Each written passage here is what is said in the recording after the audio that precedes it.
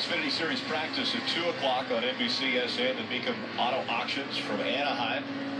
Xfinity Series final practice at 5. Qualifying for the Sprint Cup Series. We'll find out where the Championship 4 will start for Sunday's race. And then it all winds up with 7:30 Beacon Auto Auctions back at Anaheim once again.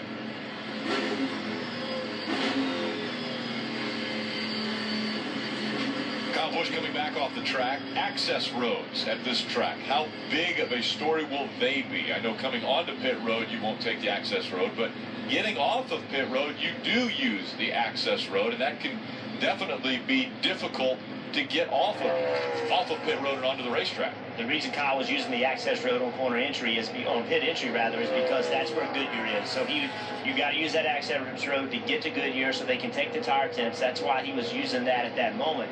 But you're correct. This pit exit is very difficult. It's flat. It's narrow. It is a tremendous amount of time that can be gained or lost leaving pit road on that pit exit. Remember, there's no pit road speed on there. You can go as fast as your car can possibly go, but when you overstep your bounds a little bit, the only thing on the outside of it is grass. And we have seen cars make the mistake, get in that grass. It can play a role, and it will play a role during green flag pit stops of who beats whom off pit road.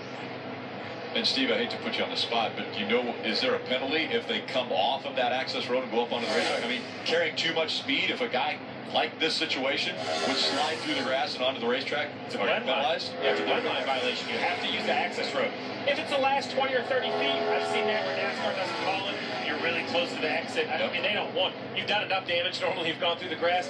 But if you're 2/3 or 3/4 of the way and you slide and you can't get back, there's no penalty for going in the grass. But if you go through the grass onto the apron of the racetrack, well, now you're back on the racing surface too early. That's a blend line violation.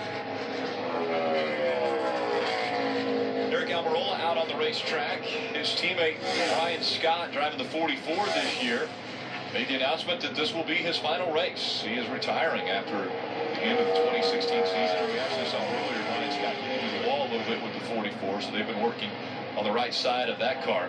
And this is really a company and a team that they need some direction. They need to find improvements.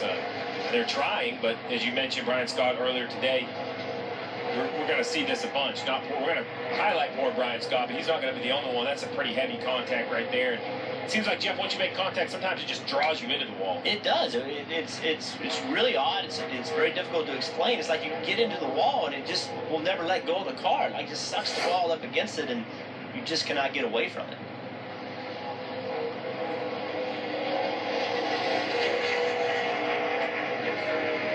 Two years ago, Kevin Harvick comes to this race, wins the championship, and in the format that is now the chase format, had never been eliminated from a round until last week.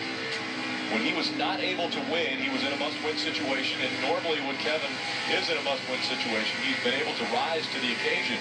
But last week in Phoenix, at his probably greatest track, they just didn't hit it.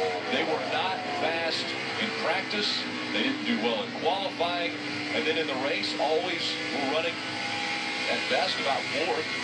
And most of the race around 10th. So just not the performance that we were used to seeing out of the 14 Kevin Harvick. Yeah, I think if you would have told the garage that Kevin Harvick would go to Phoenix and not lead a lap, everybody would have been shocked. But he never led a lap. I tell you what they did do a good job of. They did a good job of taking a car that wasn't fast and putting themselves in position. Had there been 3 or 4 restarts at the end of that race, who knows what could have happened.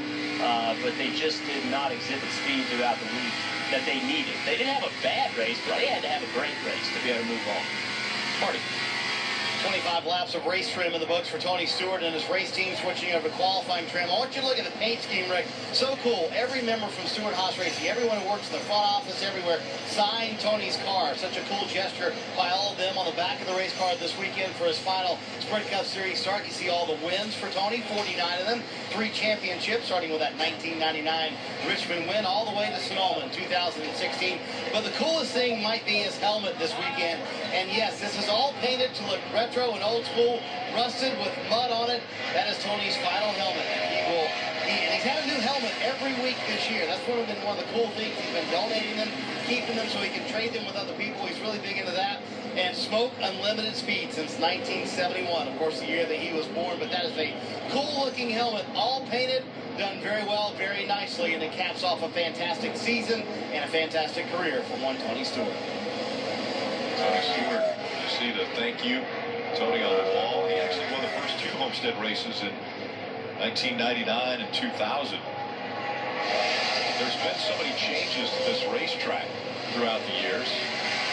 Now with progressive banking, it's a 1.5 mile track, a little bit more like some of the other 1.5 miles that we visit on a regular basis. Tony Stewart again looking for that elusive 50th win for his career, his final run.